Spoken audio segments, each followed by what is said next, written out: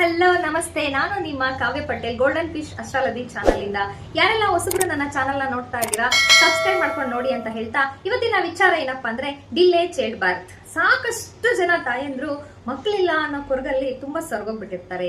ಏನ್ ರೀಸನ್ ಅಂತ ಗೊತ್ತೇ ಆಗಿರೋದಿಲ್ಲ. ಎಷ್ಟೋ ಜನ ಹಾಸ್ಪಿಟಲ್ ವಿಸಿಟ್ ಮಾಡ್ತಾರೆ, ಟೆಂಪಲ್ ವಿಸಿಟ್ ಮಾಡ್ತಾರೆ, ಆದ್ರೂ ಕೂಡ ಅವ್ರಿಗೆ ಮಕ್ಕಳಾಗಿರೋದಿಲ್ಲ.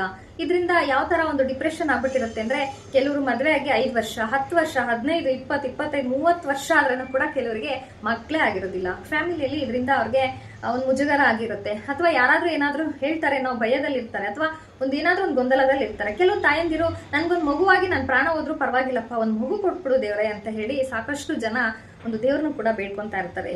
ಸೊ ಇದಕ್ಕೆ ರೀಸನ್ ಏನು ಅಂತ ನೀವು ತಿಳ್ಕೊಂಡಿದ್ದೀರಾ? ಖಂಡಿತ ನಾನು ತಿಳಿಸ್ಕೊಡ್ತೀನಿ.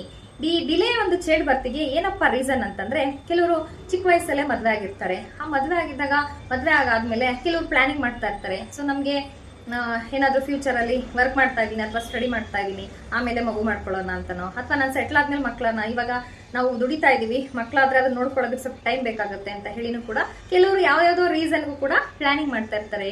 ಸೊ ಇದು ಒಂದೇ ರೀಸನ್ ಅಂತ ಹೇಳಕ್ಕಾಗಲ್ಲ. ಹಾಗೆ ಸಾಕಷ್ಟು ಜನ ತಾಯಂದ್ರು ಸುಮಾರು ವರ್ಷ ಆಗಿರುತ್ತೆ ಮದ್ವೆ ಆಗಿ, ಮಕ್ಕಳಾಗ್ತಾ ಇರೋದಿಲ್ಲ, ದೊಡ್ಡ ದೊಡ್ಡ ಟ್ರೀಟ್ಮೆಂಟ್ ತಗೋತಾ ಇರ್ತಾರೆ. ನಾರ್ಮಲ್ ರಿಪೋರ್ಟ್ ಬಂದ್ರೇನು ಕೂಡ ಅವ್ರಿಗೆ ಮಕ್ಕಳು ಭಾಗ್ಯ ಇರೋದಿಲ್ಲ ಅಂತ ಅವ್ರಿಗೆ ಗೊತ್ತಾಗುತ್ತೆ. ಸೊ ಇದರಿಂದ ನಾವು ಸಾಕಷ್ಟು ನೊಂದು ಬೆಂದೋಗ್ಬಿಟ್ಟಿರ್ತಾರೆ. ಕೆಲವೊಂದು ತಾಯಂದಿರಿಗೆ ಹೇಳ್ಕೊಳಕ್ಕೂ ಆಗೋದಿಲ್ಲ, ಆ ತರ ಆಗೋಗ್ಬಿಟ್ಟಿರುತ್ತೆ ಜೀವನ. ಸೊ ಕೆಲವೊಂದು ಮನೆಯಲ್ಲಿ ಅವ್ರಿಗೆ ಕಿರಿಕಿರಿ ಆಗ್ತಾ ಇರುತ್ತೆ, ಫ್ಯಾಮಿಲಿಯಲ್ಲಿ ಪ್ರಾಬ್ಲಮ್ಸ್, ಇದರಿಂದ ಕೆಲವೊಂದು ಡೈವರ್ಸ್ ಕೂಡ ಆಗ್ತಾ ಇರುತ್ತೆ. ಮಕ್ಕಳಿಲ್ಲ ಅನ್ನೋ ಒಂದೇ ಒಂದು ಕಾರಣದಿಂದ ಸೊ ಎಷ್ಟೆಲ್ಲ ಪ್ರಾಬ್ಲಮ್ ನ ಫೇಸ್ ಮಾಡ್ತಾ ಇರ್ತಾರೆ. ಹಾಗೆ ನಿಮ್ಮ ಮಕ್ಕಳಿಲ್ಲ ಅನ್ನೋ ಒಂದು ಚಿಂತೆಗೆ ಏನ್ ಕಾರಣ ಅಂತಂದ್ರೆ, ಖಂಡಿತ ನಾನು ತಿಳಿಸ್ಕೊಡ್ತೀನಿ. ಮದ್ವೆ ಆಗೋದಕ್ಕೆ ಹುಡುಗ ಹುಡುಗಿ ಜಾತಕನ ನಾವು ಹೇಗೆ ಪರಿಶೀಲನೆ ಮಾಡ್ತೀವಿ, ಮಕ್ಕಳು ಆಗುತ್ತಾ ಇಲ್ವಾ ಅಂತ ನೋಡೋದಕ್ಕೂ ಕೂಡ ನಿಮ್ಮ ದಶಾಭುಕ್ತಿನ ನಾವು ಚೆಕ್ ಮಾಡ್ಬೇಕಾಗುತ್ತೆ. ಹುಡುಗಿ ದಶಾಭುಕ್ತಿ ಹೇಗೆ ಚೆಕ್ ಮಾಡ್ತೀವೋ ಹಾಗೆ ಹುಡುಗನ ದಶಾಭುಕ್ತಿನೂ ಕೂಡ ನಾವು ಚೆಕ್ ಮಾಡ್ಬೇಕಾಗುತ್ತೆ. ಸೊ ಹುಡುಗನ ಜಾತಕದಲ್ಲಿ ಮಕ್ಕಳಾಗೋ ಯೋಗ ಇದ್ದು ಹುಡುಗಿ ಜಾತಕದಲ್ಲಿ ಇಲ್ಲ ಅಂದ್ರೆ ಖಂಡಿತ ಡಿಲೇ ಆಗ್ತಾ ಇರುತ್ತೆ. ಅದೇ ತರ ಹುಡುಗಿ ಜಾತಕದಲ್ಲಿ ಮಕ್ಕಳಾಗ ಯೋಗ ಇದ್ದು ಹುಡುಗನ ಜಾತಕದಲ್ಲಿ ಮಕ್ಕಳಾಗ ಯೋಗ ಇಲ್ಲ ಅಂತಂದ್ರೆ ಅಲ್ಲೂ ಕೂಡ ಡಿಲೇ ತೋರಿಸ್ತಾ ಇರುತ್ತೆ. ಸೊ ಸಾಕಷ್ಟು ಜನ ಟ್ರೀಟ್ಮೆಂಟಿಗೂ ಕೂಡ ರೆಸ್ಪಾನ್ಸ್ ಮಾಡ್ತಾ ಇರೋದಿಲ್ಲ. ಏನು ಇದು ಯಾವ ತರ ಅನ್ನೋದೊಂದು ಕನ್ಫ್ಯೂಸ್ ಅಂತೂ ಇದ್ದೇ ಇರುತ್ತೆ. ಸೊ ನಮ್ಗೆ ಮಕ್ಕಳಾದ್ರೆ ಸಾಕಪ್ಪ, ಒಂದ್ ಮಗು ಬೇಕು, ನಮ್ಗೆ ನಮ್ಮ ವಂಶದಲ್ಲಿ ಮಕ್ಕಳಿಲ್ಲ ಅಂದ್ರೆ ಹೇಗೆ ಅಂತ ಸುಮಾರು ಜನ ಇದರಿಂದ ಯಾವ್ಯಾವ ತರನೋ ಪ್ರಾಬ್ಲಮ್ಸ್, ಡಿಪ್ರೆಷನ್, ಜಗಳ ಏನೇನೋ ಆಗೋಗ್ಬಿಟ್ಟಿರುತ್ತೆ.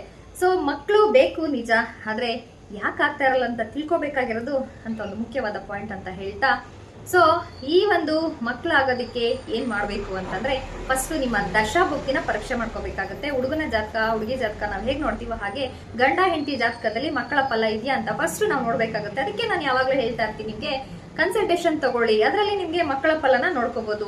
ಎಷ್ಟೋ ದೊಡ್ಡ ದೊಡ್ಡ ಪ್ರಾಬ್ಲಮ್ಸ್ಗೆ ಸಣ್ಣ ಸಣ್ಣ ಪರಿಹಾರನೂ ಕೂಡ ಇರುತ್ತೆ ನಮ್ಮ ಹತ್ರ ಅಂತ ಹೇಳ್ತಾ, ಸೊ ಯಾವುದೇ ಒಂದು ಪ್ರಾಬ್ಲಮ್ ಇದ್ರೂ ಕೂಡ ನಾನು ಡಿಸ್ಪ್ಲೇ ಮೇಲೆ ನಂಬರ್ ಶೋ ಆಗ್ತಾ ಇದೆ. ಸೊ ಖಂಡಿತ ನೀವೊಂದು ಸ್ಮಾಲ್ ಕನ್ಸಲ್ಟೇಷನ್ ಫೀಸ್ ಇರುತ್ತೆ, ತಗೊಂಡು ನಿಮ್ಮ ಪ್ರಾಬ್ಲಮ್ ನ ಸಾಲ್ವ್ ಮಾಡ್ಕೋಬಹುದು ಅಂತ ಹೇಳ್ತಾ, ನಮಸ್ತೆ ವೀಕ್ಷಕರೇ, ನನ್ನ ಹೆಸರು Kavya Patel, golden fish astrology channel ಇಂದ. ಯಾರೆಲ್ಲ ಹೊಸಬ್ರು ನನ್ನ ಚಾನಲ್ ನ ನೋಡ್ತಾ ಇದ್ದೀರಾ, ಸಬ್ಸ್ಕ್ರೈಬ್ ಮಾಡ್ಕೊಂಡು ನೋಡಿ. ಮುಂಬರುವ ವಿಡಿಯೋಸ್ ನಿಮಗೆ ಖಂಡಿತ ಹೆಲ್ಪ್ ಆಗುತ್ತೆ ಅಂತ ಹೇಳ್ತಾ, ನೆಕ್ಸ್ಟ್ ವಿಡಿಯೋದಲ್ಲಿ ಸಿಗೋಣ ಸ್ನೇಹಿತರೆ. Thank you so much.